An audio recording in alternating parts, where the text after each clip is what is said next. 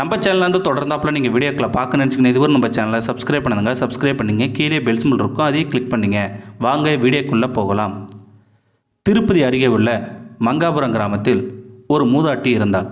அவளது பெயர் கங்கம்மா. சுண்டல் விற்பது அவளுக்கு தொழில். அதில் கிடைத்த சொற்ப வருமானத்தில் வாழ்க்கை நடத்தி வந்தாள்.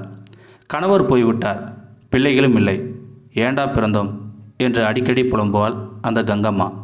அந்த காலத்தில் காட்டுப்பாதையில் மக்கள் கூட்டம் கூட்டமாக நடந்துதான் திருமலைக்கு செல்வார்கள். அப்படி ஒரு நாள் பக்தர்கள் கூட்டம் அதிகாலை பொழுதில் மலையேறி கொண்டிருந்தார்கள்.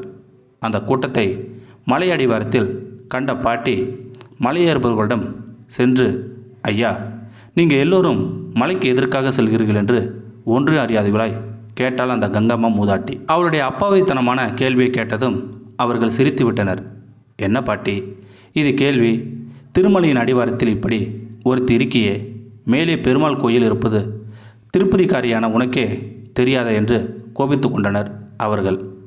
உண்மையில் மலையில் கோயில் இருப்பதை கூட அறியாமல் இருந்தால் அந்த கங்கம்மா பாட்டி.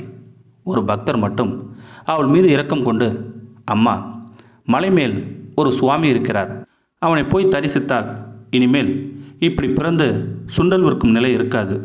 அவனை கோவிந்தா என சொல்லி கும்பிட வேண்டும்.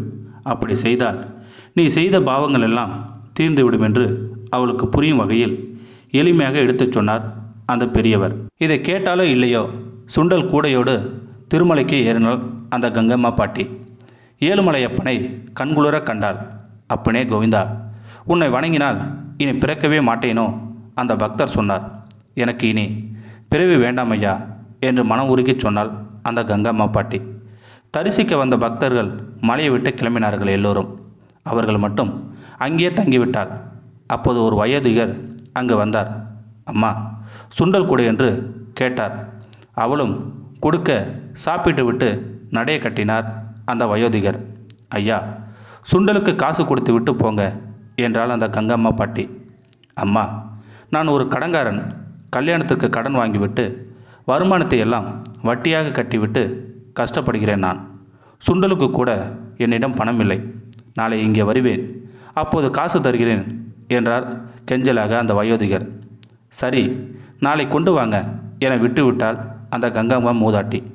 தன் முன்னால் வந்து நின்றது உலகிற்கே படியளக்கும் ஏழுமலையான் என்பதை பாமர பெண்ணான கங்கம்மா எப்படி அறிவாள்? மறுநாள் சொன்னபடி அந்த வயோதிகர் வரவில்லை. இப்படி ஏமாற்றி விட்டாரே கிழவர் என அவள் பொறுமிக் கொண்டே இருந்தாள் அந்த கங்கம்மா பாட்டி. ஒரு கட்டத்தில் அவள் இறந்து போய்விட்டாள்.